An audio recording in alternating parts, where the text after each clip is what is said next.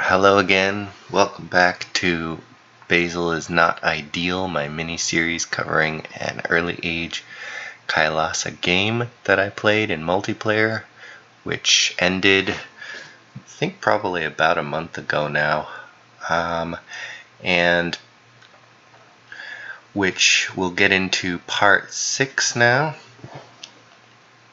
in which I will be covering the second war with Hinnom, which I probably should have done a little bit more damage in the first war in order to have things turn out better for me. The war starts with me blitzing him on a couple of different fronts, moving my armies in here, doing some thug with bodyguard raiding here, and taking a coastal province that I'd really wanted the whole time anyways, but felt gypped out of that Hinnom took it first. So now it's mine. This was where I had a large force as well, and we're going to consolidate a bunch of my units here in Zibalba, and the other raid that I had was here, and this took a bunch of magic sites off of his hands. In addition to that, I did some astral projecting into probably safe territories where there weren't any astral mages to see what the province defense was there, and that'll allow me to do some teleport attacks with thugged out Siddhas.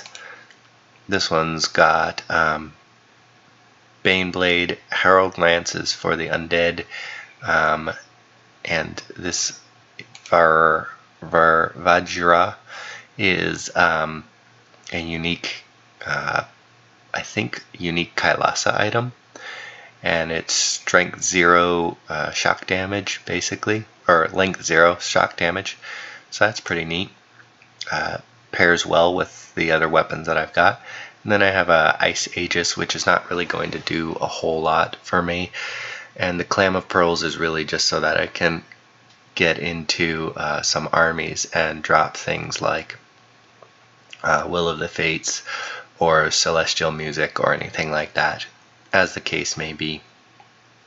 Got some high protection there, and then they're scripted to buff themselves and then cast spells, not attack, cast spells, because their greatest strength is really spell casting, and the massive number of weapons is just to deal with any PD that get up in their face. Same with this one. This one has a Vine Shield, a parrying sword, and black steel sword. Basically just whatever weapons I had available. This is for the reinvigoration, not the map move because of teleport, so a little bit of a different setup, but really just whatever items I had on hand. So we're going to get this province, we're going to get this province, which randomly had a lab in it, not sure about that. This one will probably be next on my list because it has a lot of sites there. And then we're going to move here with my thug retinue. Again, he has a faithful Elfbane, which will come in handy against things like fall bears and stuff like that, but really not much else. And then Herald Lance and Vine Shield, Giant Strength, Displacement Boots, and Regeneration. So yeah, that's my next moves. Consolidate and then move to target either of these two forts. It's not exactly an ideal blitz. I'm not in a perfect position to lock down his armies individually so that they don't group up in massive death ball, but I'm going to take this fort as well, or move on to that fort at least. Let's see what else is going on. Some golden gems, misfortune. Alright, that's all for that turn. Next up, we get a couple more. This one is actually kind of funny. This one is Hinnom casting 50 air gems worth of Blackhawks, and when you dump that many Blackhawks, it's gonna work against, you know, pretty much any PD, especially monkey PD. But this is still 50 gems worth of Blackhawks, and it's gonna work once, and then they're all gonna die. So I feel like air gems might have a better use than something like this. But it does have a one-time use. My armies continue moving forward and raiding. There's my successful raid with that. Even though there was an elephant here, I did not expect that, but I think I took care of it pretty easily. Let's see what I choose to do against that elephant.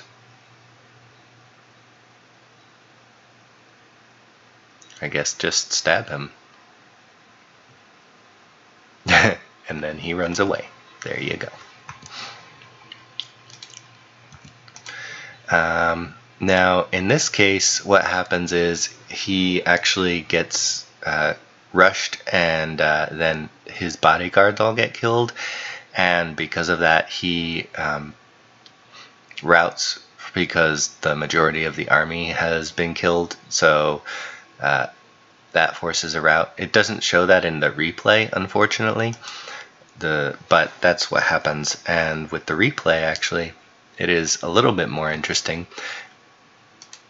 This is probably just an old, slightly different version from the original, based on patches and stuff. In this version, he actually gets paralyzed. It doesn't get killed quite yet. So you'll see the bodyguards all get killed. And he does have a vine shield, so he's keeping most things at bay that way. If he had astral shield up, that would be even better. And he does have regeneration, so that's good. So he's still pretty tanky, still kind of hard to kill. But if he, in the original, he ran away, so he's actually going to die in this. But you can see how strong he actually pretty much is by himself.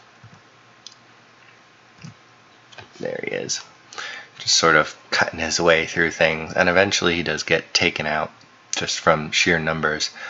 But also, because of my bless, he's berserk now, so he would have, if he hadn't been killed, he would have taken everything and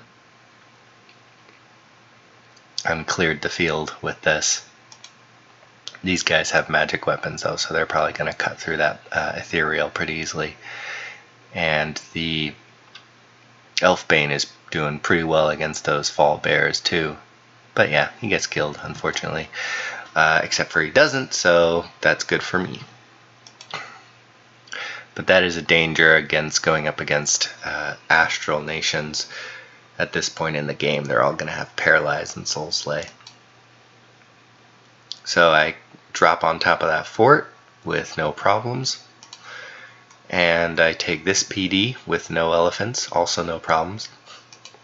This was also Lanka finishing up TNG, and this is why I said his massive numbers of units was probably not due to skeletons. It's all demons. All of these demons, and with the bless, they've got blood vengeance, invulnerability, and quickness, so they're monstrous and quite terrifying. But also they're all starving because there's just so many of them. And they're gluttons, but they do not have need not eat. So unless that's just inherent with demons, no, I guess not. So yeah, oh well. But yeah, 131 of these guys, that is going to be a pain to deal with. So my Devata actually retreated here, and because of that I didn't want him to get rushed and killed, so I'm going to consolidate with my two Siddhas and or one of my Siddhas and him here since I wanted to take this province anyway, and then we'll go up here so he gets out of the danger zone here, because he's surrounded by this army and this army, which he already couldn't take this army, so there's that. This Siddha is gonna move here, which honestly is a little bit greedy. I did scan or scry here and here to see if there was anything, but I didn't scry here, and so I wind up bumping with Niflheim here, and I do not win. So we're gonna move out here with my large army and go for this fort, and these guys are going to fall back because they probably can't take this to here, and we'll just keep sieging that, and I'll try and clear this fort off with a couple of random guys that I have here, and that's the plan for that turn.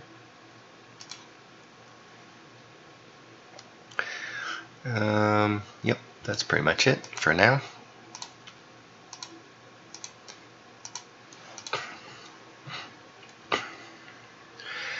Alright, in addition, we start seeing that Helheim has invaded Baratos, so we'll take a look at that in a second.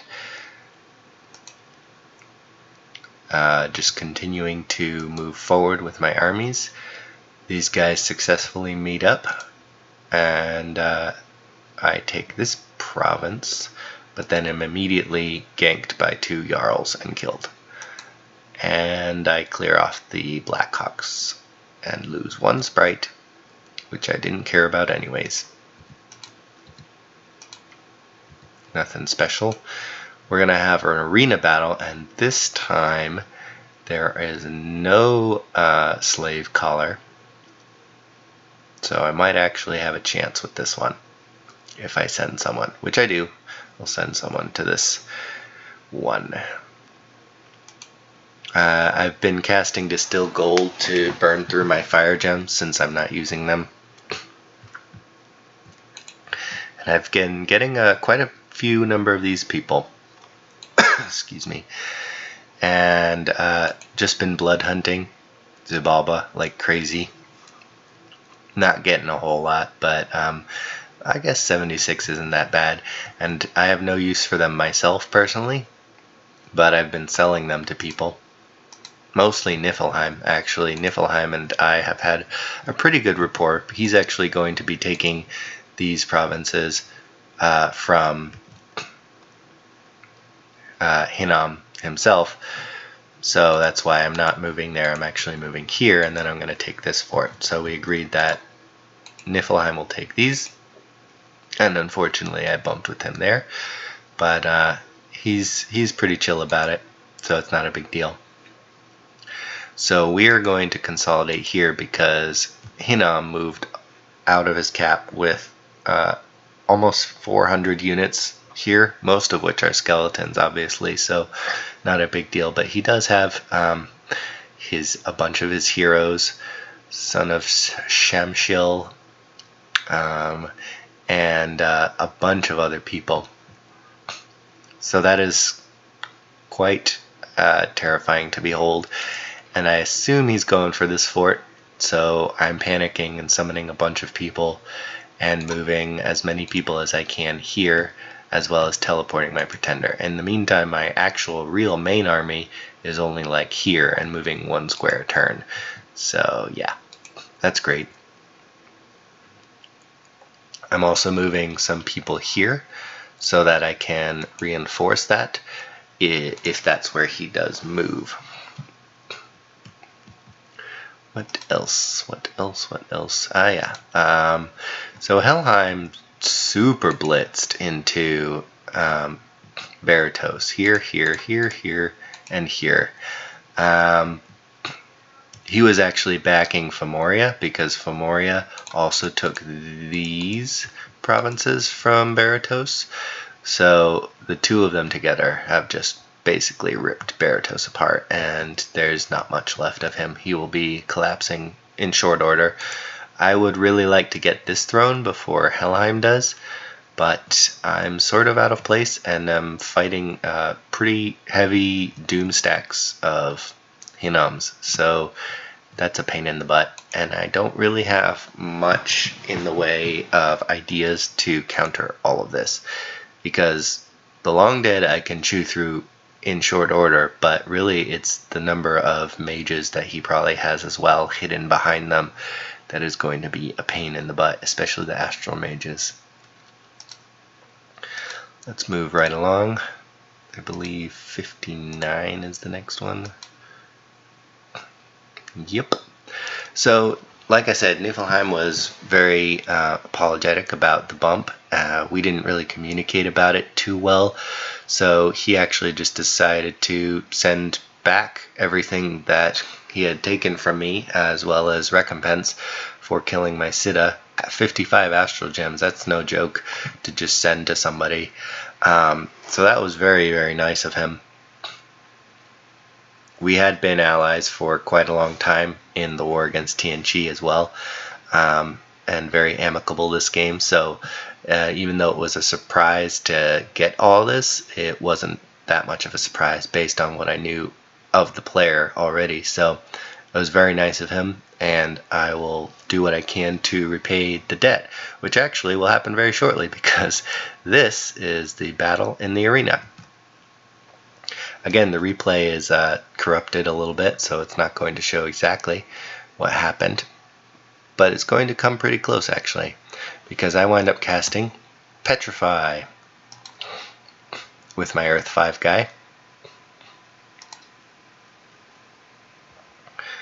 First one doesn't work.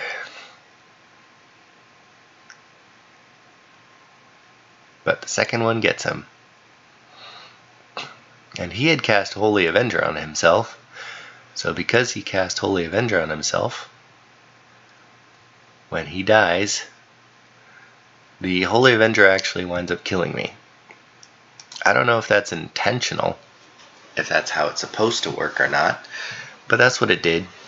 It didn't show it in the replay, as you see, but it was pretty funny to watch, actually, what happened. So he had, as far as gear goes, a Vine Shield, Frostbrand, and Boots of the Messenger.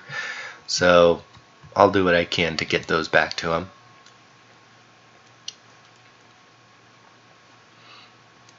To sort of repay that little debt of his for killing my Siddha.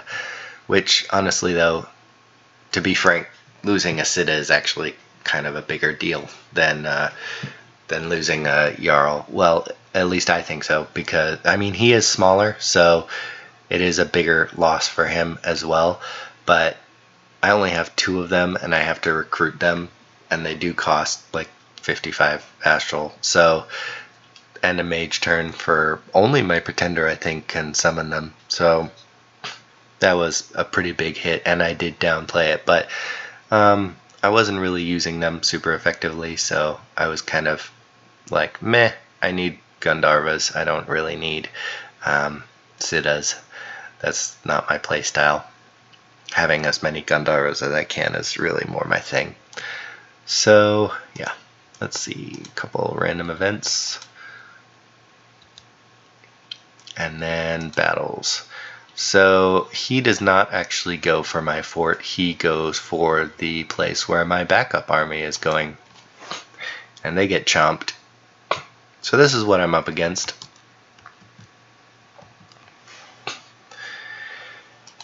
He's got this guy, the fire guy, like I like to call him. And he's the only one leading this army, but he does have more of them hidden out there somewhere. He's got a ball, he's got a Melkwort, 2 Melkworts, 3 Melkworts. He's got a lot of summons, Fall Bears, Summer Lions, Magma Children, I guess. Lots of skeletons and lots of swordsmen as well. And then a lot of armies of various types. So I've got a couple Gifts of Heaven, drop some Rains, Light in the Northern Star is helping me out, but there's just too much coming at me. My Earth King gets paralyzed, so he dies, unfortunately. As does really everybody else. Crystal Mage dies, Ivy King dies, bunch of Yakshas and Yakshinis, though 2 of my Yakshinis get out, so that's good. And then some Chaff Sacreds, as I like to call them, in the end game. So that was unfortunate. And here's another one of his heroes, Son of Azazel. I guess the blood guy? Azazel guy? Whatever. And then some storm demons he's got too. Random frost demons, devils, just whatever demons he felt like summoning. He's raiding with them. Tianchi is attacking me with scouts. This means that he's gone AI. There's not much left of him. Yep, so that's that. What else happened? Oh yeah, I lost Dominion to a Pantocrator event. I'm selling a bunch of blood slaves to Niflheim and giving him gold to pay back killing his Jarl, so that's a start.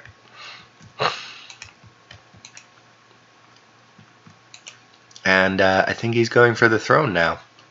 So we're consolidating all my forces here instead. Whatever I've got. But this army is still going to go and take this fort. Yeah, he's just sort of taking back whatever provinces he can around this cap circle. Unfortunately, in my panic, I moved the siege off of this fort, and so it's basically gone back down to 0, and I have to re-siege it all over again. So I'm moving back out here again with whatever I've got in order to go take that, and that was kind of irritating. I'm moving my other Siddha, where is he? Right here, over to here to deny Helheim this throne.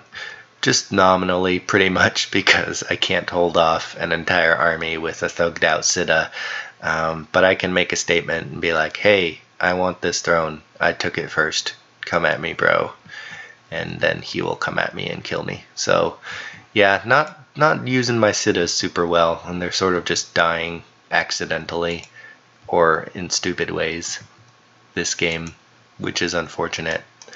And he did not actually die, but yeah, he could have been sniped by accident here as well, so because of me being clumsy.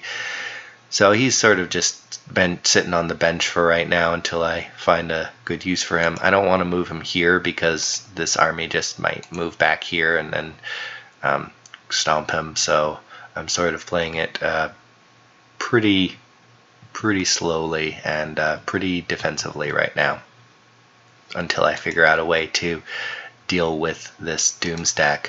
I do have an idea though, and that is going to involve construction 8, which we'll get to in a little bit. What turn was that again? Sorry, I lose track of these things. 59, okay. So, turn 60. So, my Siddha takes the province defense, no problem. Some more Blackhawks actually take a province defense of mine. And yeah, these guys do some raiding. And then my fort defense gets raffle stomped and the fort gets breached immediately. I didn't actually retreat with my sages, which in hindsight maybe I should have done, but I can at least use them as communion slaves. And so my setup for this battle is going to be Communion Master, Earth Power, and dump the earthquakes on him. And then in addition to that, I'm going to Communion Master and Protection from Cold which will then get all of the communion slaves protection from cold, and dump a grip of winter on him as well, and then divine blessing too afterward, maybe hopefully after all the earthquakes, so that I don't get berserking dudes. He's also going to communion master and then do a bunch of things as well, body ethereal, personal regeneration, and those are all going to also affect the communion slaves. So basically this guy is the communion slave buffer, and then he's going to Will of the Fates as well. So we'll see if that setup works. Now unfortunately it doesn't work. Spoilers, but earthquake does not get actually negated by body ethereal. I sort of equated body ethereal with floating or like flying, which it's not. It's just sort of making you see through, but it doesn't actually make you float, so you still can get hit by earthquake if you have body ethereal, but it is harder, I think, at least. So there's that bonus, but it wasn't super effective.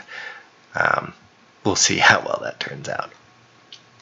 In the meantime, what am I doing? I'm getting another Siddha, since he's probably going to die.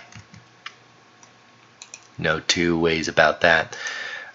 In addition to that, I did get Construction 8.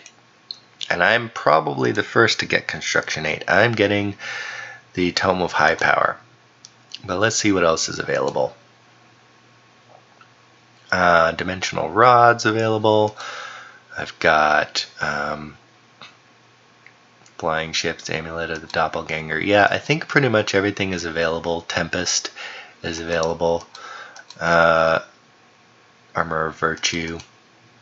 I'm guessing that nobody else has gotten to Construction 8 at this point, because really there's not very many uses I've found for getting artifacts in a lot of games, but in certain circumstances they can be very entertaining.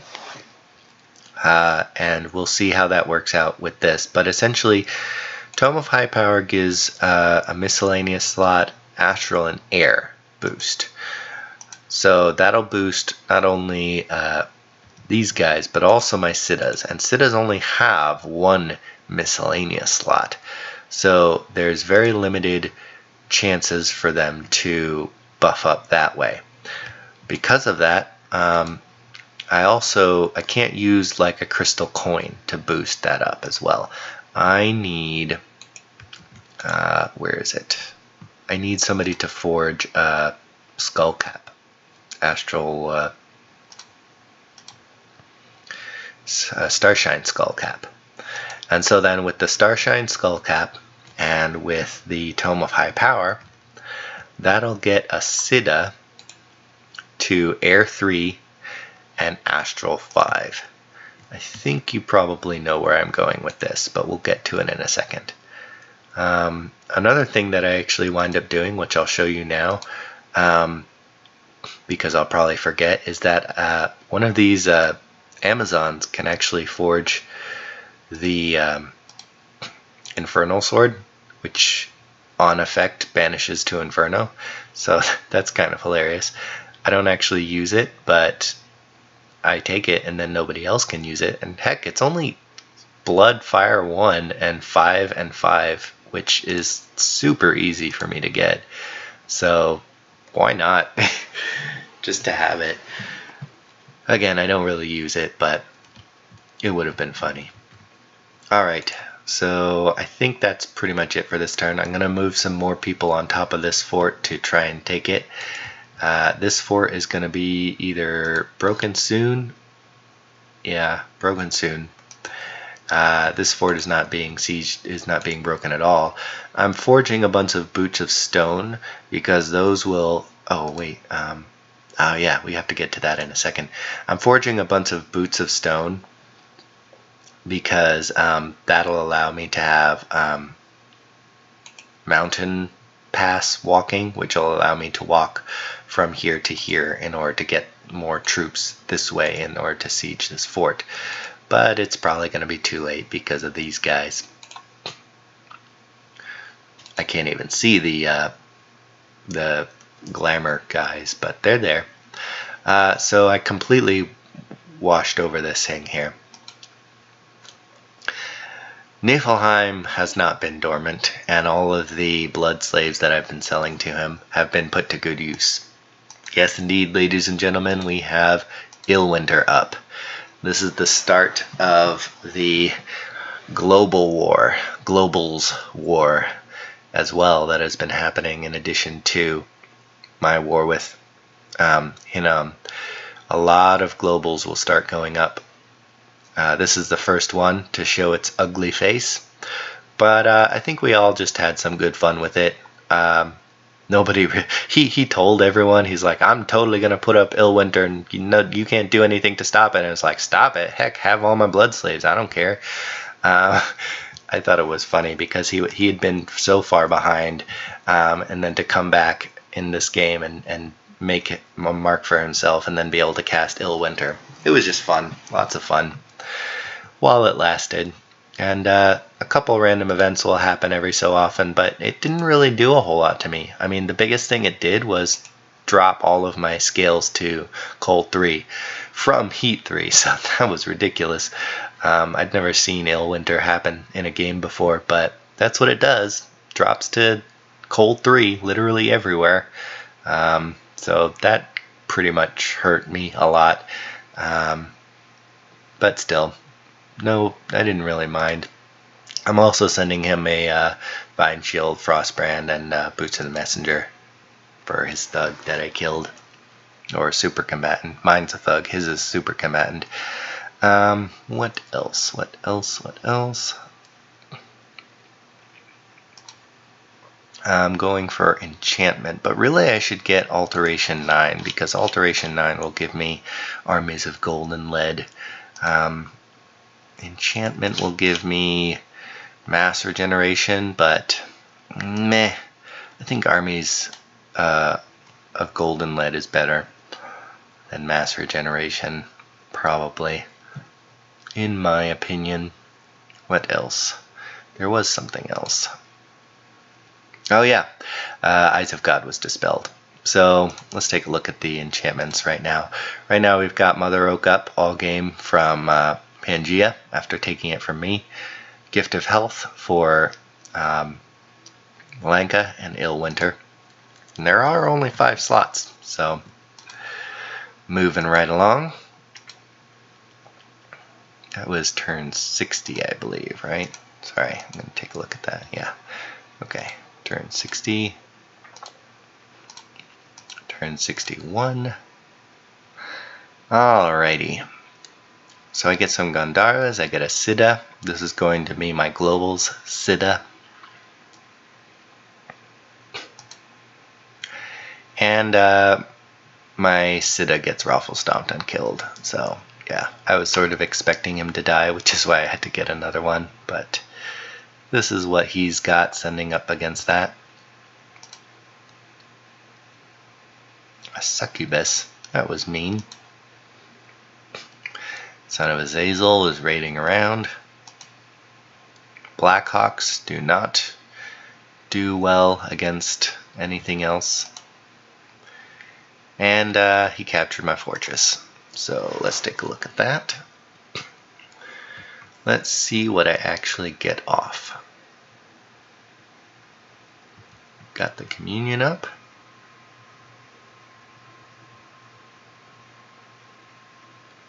Protection from cold. There's some arrows falling in amongst us, so that's unfortunate. Regeneration. Now, Body Ethereal. Unfortunately, what happened with Body Ethereal is it's not a personal spell. Personal regeneration was, but Body Ethereal targets a square. It doesn't actually target the caster, and so because it doesn't target the caster, it doesn't hit everyone. So that was unfortunate.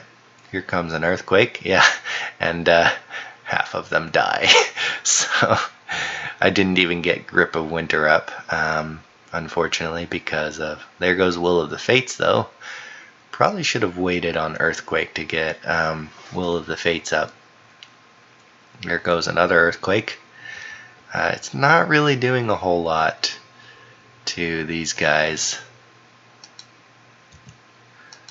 Yeah, not really.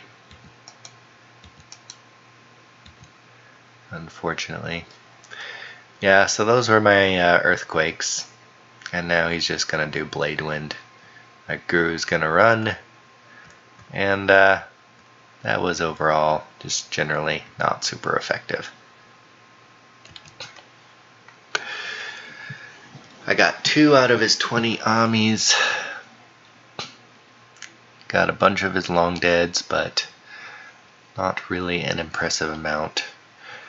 And I lose everything. So yeah, this Crystal Mage killed a bunch of people, but about 20 of those kills were the my own sages. Yep. So that was unfortunate. I feel like this video has been going on for quite a while. We're going to leave it here right before I cast Wrath of God with my Siddha.